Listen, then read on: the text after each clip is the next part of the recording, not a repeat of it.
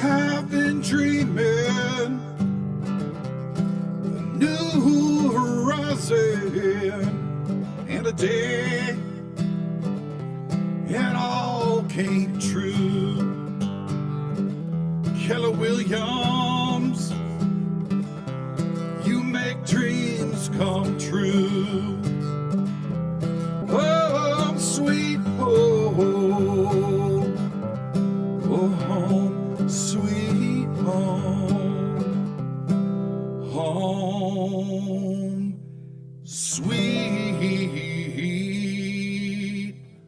home.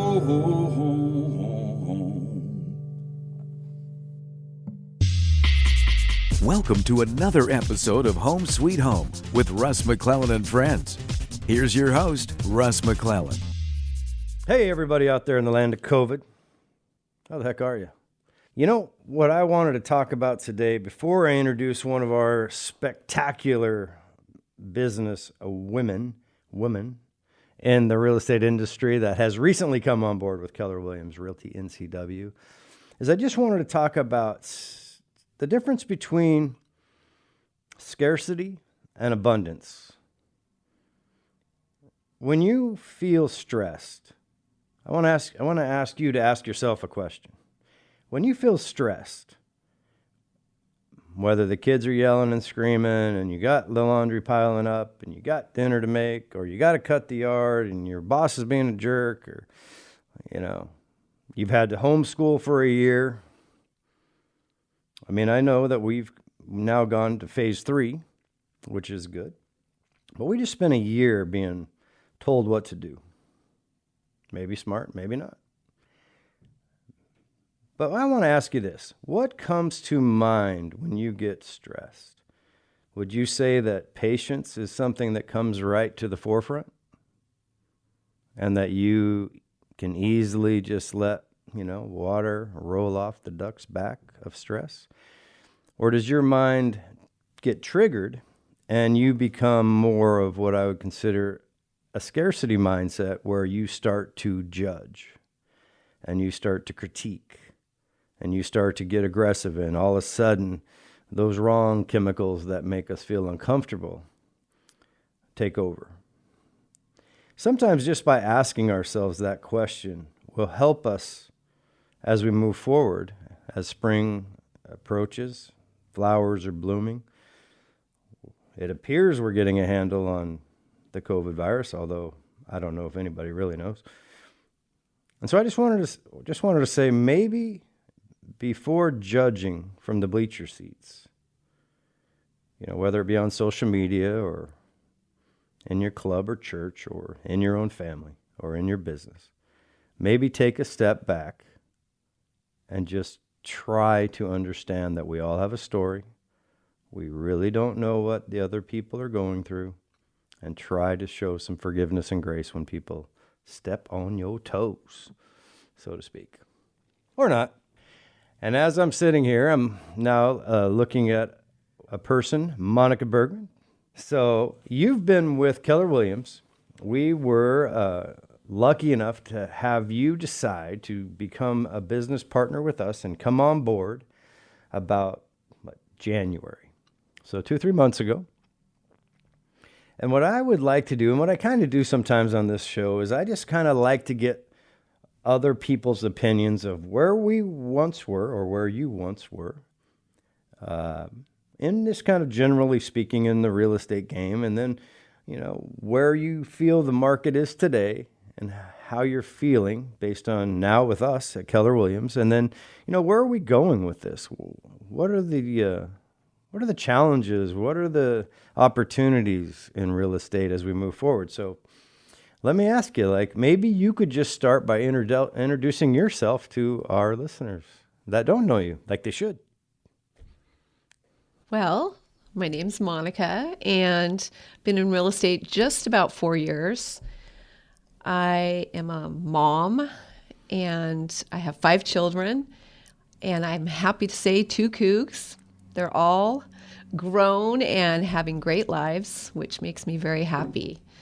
I kind of want to get back to kind of how I was feeling right before I came to Keller Williams. I had a lot of training and I had great clients, but I was missing something. And I kind of got to the point when you got to spend a lot of time at home on your own. You kind of got to self-reflect. I was missing a component, and that's joy. I love helping people, and nothing makes me happier than somebody finding the home that they like. And not just that, when the house finally is theirs and they move in, it's almost like that's my peak of joy. Yes, you get paid, but it was almost like the cherry on top. And after talking to somebody that I had worked with, and she had moved to Keller Williams, and she was so happy. And we drank some coffee together, and I decided to make that move. And I talked to Taylor, and he just assured me. And ever since I've made that move, I'm just a happier person because there's more people like me in the company. They're happy. We like to joke around. We like to smile and appreciate the great things in life. Yeah, that's, and really the art of feeling good is sometimes not a foregone conclusion in our lives. A lot of times we'll go day in, day out, day in, day out. Time's flying. And we, as my friend Fletcher Ellingson and coach likes to say, you can have one of two mindsets. You can be of a suffering mindset in your day-to-day life, minute to minute, month to month, week to week, or you can have a beautiful mindset. And that's the only two mindsets you can have. Those are the only two choices. So it's incredibly cool that you use the word self-reflect, because I think that it's so often missed. We're so busy. I mean, 5 kids. I had 2, and they're grown, amazing kids, but 5, that'll keep you busy. I mean, it's cool. Mine's a cougar too, by the way. But during this time of COVID, when we look back and we try to have an abundant mindset and live in a land of beautiful mindset, self-reflecting was the gift that a year of quarantine perhaps gave us, if we let it. It was also the year of tragedy. It's also the year of pain for a lot of people that maybe we won't be able to quantify the level of pain until years later as we look back. What happens when a herd creature like us gets told it can't be together with other people, like churches and clubs and businesses. But either way, it was a radical experiment that Americans never had to feel at this level, maybe the world, since like 1918. So what I'm wondering is this: do you believe when you came to Keller Williams, because what I think you are is inspiration. I really believe that if you are inspiration, Monica, and if you are inspiration, and you are motivation, and you are an example that people out there listening, whether they're in real estate with another company and they're listening to you going, I need to figure that out.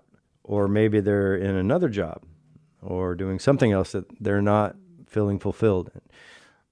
So there's a lot of skepticism when you're sitting on the outside looking in, and I'm sure that you probably went through some of the same mixed emotions when you made the final decision to come over. What would you say to those people that are sitting there with these mixed emotions that maybe you felt? Well, how I discuss this with anybody that's struggling with anything or having some difficulties is I actually pray the night before, and I tell people when they wake up in the morning, what's the first thing that you're thinking about? And to trust your gut. Don't let other influences affect you, and really trust yourself. And if you're unhappy, you can always change that. There's always something you can do. You can reach out to somebody, ask for advice, or even support. And I just believe that it's in you, and you just got to trust that inner strength that you have. So would you say that it's fair that there are companies out there that have gimmicks to say that, like when people are guarded, so when they hear something that sounds too good to be true, it's kind of like, yeah, Monica, I don't know, that too good to be true. What would you say to them about Keller Williams with respect to now you've had 3 months to reflect and go, okay, well, were you just drinking the Kool-Aid and it turned out to be sour milk, or is it really Kool-Aid? It's really Kool-Aid. That's the thing, you've got to trust. And sometimes you're made to feel when you're somewhere that you're not going to be able to make it if you make that move. And I just know that making that move was the right choice. I'm with other coworkers here that also made the move, and they're happy and they're fulfilled and they get that positive feedback, and it's good Kool-Aid. Good Kool-Aid. Yeah, we actually have some shirts with that old Kool-Aid guy, the picture of the smiley face. I miss him. Yeah, we got to get those guys back. It's funny because we kind of have this story. We often tell the story to ourselves, every minute of every day. And that story can be an empowering story.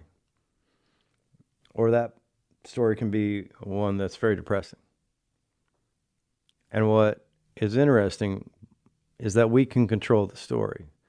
And sometimes people feel that we are what we tell ourselves, and that is true. But we are actually in charge of our brain, not the other way around, right? So if someone that loves you or someone that you're with is trying to hold you back or belittle you, so often they're doing it from a place of love and affection because they're scared for you. But maybe not. And I'm here to tell you there's options, and I'm glad to hear that you're enjoying it so far. Hey, when we come back with another segment with Monica Bergman, we're going to get into some cool stuff, so don't miss it.